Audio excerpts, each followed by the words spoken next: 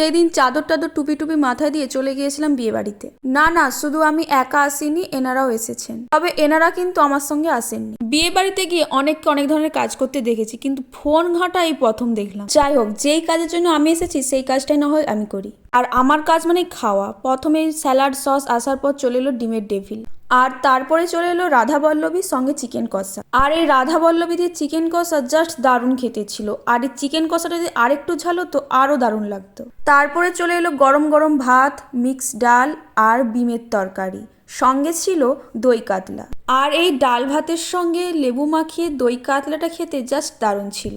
তবে বিমের তরকারিটা খুব একটা আমার ভালো লাগেনি। তারপর চলে এসেছিল মটন কষা। তবে মটন কষাটা যতটা আশা করেছিলাম ঠিক ততটা খেতে ভালো ছিল না।